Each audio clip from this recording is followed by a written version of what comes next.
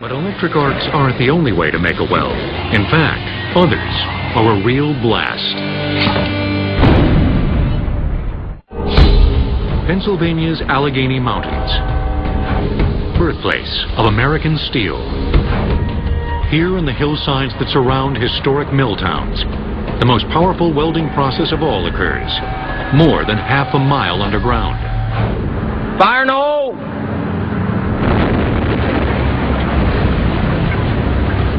It's called explosion welding. And with a force measured in millions of pounds per square inch, explosion welding does what no other welding method can. Join nearly every kind of metal together, no matter the type or composition. Explosion welding allows highly dissimilar metals such as aluminum, carbon steel, alloy steel, stainless steels, alloys of copper, all can be welded to one another. The result? A single welded piece known as clad that combines the best characteristics of each metal involved. Wherever there is high heat, intense pressure, or corrosive liquids and gases, clad is probably there. It could be a column, it could be a heat exchanger, it could be a horizontal tank, but when you see a chemical complex or an oil refinery, there will be a lot of clad metal in there. To create an explosion weld, two large pieces of metal are stacked atop one another, then covered with a high-powered explosive.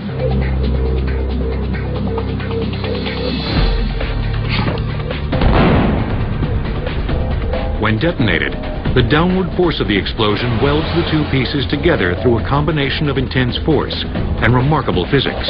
What you can see here, and it's very clear, you have two different materials. Stainless steel is a darker gray, a lighter gray for the carbon steel material.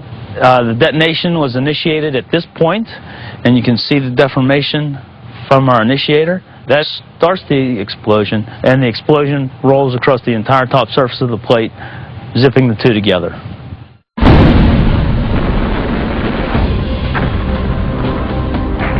No one would have ever thought such a violent process could be controlled and mastered had it not been for the devastation and havoc of World War I, and later, World War II. The origin of explosion welding was first observed during the First World War, when shrapnel may have stuck to armament. It wasn't just stuck, but it was actually welded. There was only one possible explanation: the explosive force these metal pieces had endured. It was an observed phenomenon that was later duplicated in the laboratories and in practice commercially. Today, Dynamics Materials Corporation is a world leader in explosion welding technology. Here, the decades-old discoveries from the battlefield have been refined into an exacting science. The explosion welding process begins as soon as the two metal plates arrive at DMC's main plant, outside of Pittsburgh, Pennsylvania. To maximize the welding force of the explosion, the surfaces of each plate are ground as uniformly flat as possible, a process that also removes any rust, oxides, and other surface flaws. They're then ready to be assembled into the pack, which locks the plates into position for the explosion. To build a pack, the stronger and thicker of the two plates is laid face up. From now on, this plate will be identified as the backer. Small metal spacers of equal height are then tacked onto the surface of the backer in a uniform grid. These spacers will maintain a set gap between the backer and the second plate, which is placed on top. This second plate is thinner than the backer and is called the cladder. The standoff gap between the backer and cladder is less than an inch in height. Yet without it, the explosion weld would be impossible. In the final stage of assembling the pack, a folding wooden frame is constructed along the edges of the cladder. When this frame is later unfolded inside the underground explosion chamber, it serves as the bed for the explosive powder that is poured on top. The three essential variables of an explosion weld are, first, the standoff gap, the spacing between the two metals needs to be very tightly controlled to ensure the highest quality weld. The second two parameters deal with the explosive.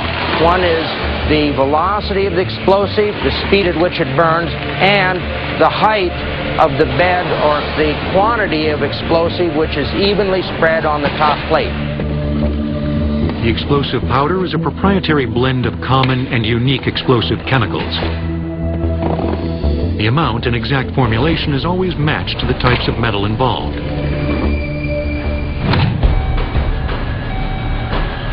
Once the pack is set, everyone evacuates the chamber except the blaster in charge, who remains to wire the detonator.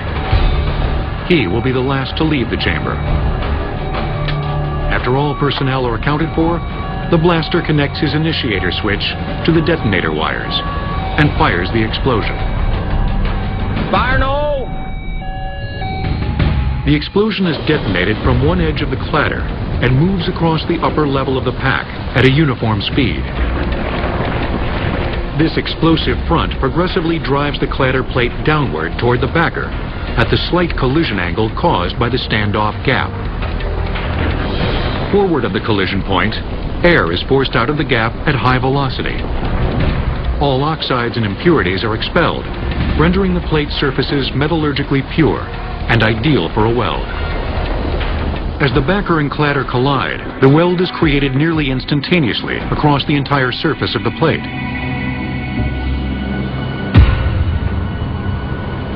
Because of the intense dust created by the explosion, workers can't retrieve the newly formed clad from the explosion chamber for more than 18 hours. Not surprisingly, the power of the explosion can cause significant deformation to the newly formed clad. Therefore, upon its return to DMC's central processing facility, the clad undergoes a final series of corrections.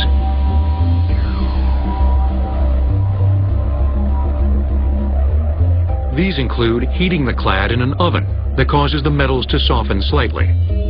This relieves stress from the blunt force of the explosion's impact. Any bowing or misshapen curves are flattened out by either a 3 million pound press or, for thinner clad, by a series of rollers known as levelers. Finally, before the material is shipped, stringent testing is conducted to ensure a solid weld between the two plates. There's a lot of testing because generally these metals will go into a very high pressure vessel. The stakes are extremely high if there's a failure.